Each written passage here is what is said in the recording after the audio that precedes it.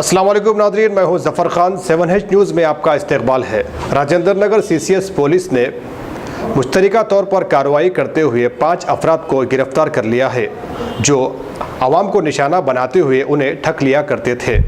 क्या है ये मामला, जानने के लिए देखिए 7H की ये रिपोर्ट। शहर हैदराबाद में सरक़े की वारदात कोई नई बात नहीं, लेकिन तालीम याफ्ता नौजवान यहाँ पुरतईश ज़िंदगी गुजारने की गर्ज से अवाम को लूटने लगे हैं। तारीख़ शाहिद है कि रियासत तेलंगाना की तश्कील में सबसे ज़्यादा कुर्बानियाँ नौजवानों ने दी हैं और रियासत की तरक्की में नौजवानों को आगे आने की ज़रूरत है।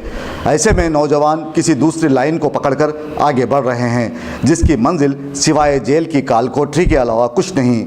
ऐसे ही चंद अफराद मासूम लोगों को चाकू की नोक पर धमकाते थे, जिन्हें पुलिस ने गिरफ्तार कर लिया है, जो अवाम को सुनसान मुकामात पर ले जाकर उन्हें लूट लिया करते थे।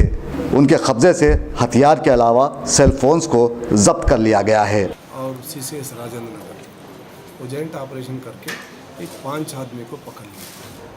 तो एक 5 आदमी को एमएमपाड़ी इमादनगर से SNR से पकड़ लिया।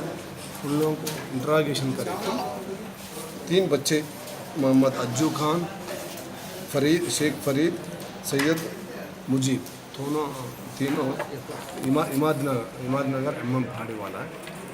वो तीनों इससे पहले हमारा राजेंद्र नगर पुलिस स्टेशन से रॉबरी केस में अरेस्ट होकर जेल गया। जेल से आने के बाद भी फिर वही चोरी कर रहा है। उन लोग का एमओ क्या है, ऑटो लेके तीनों बैठते।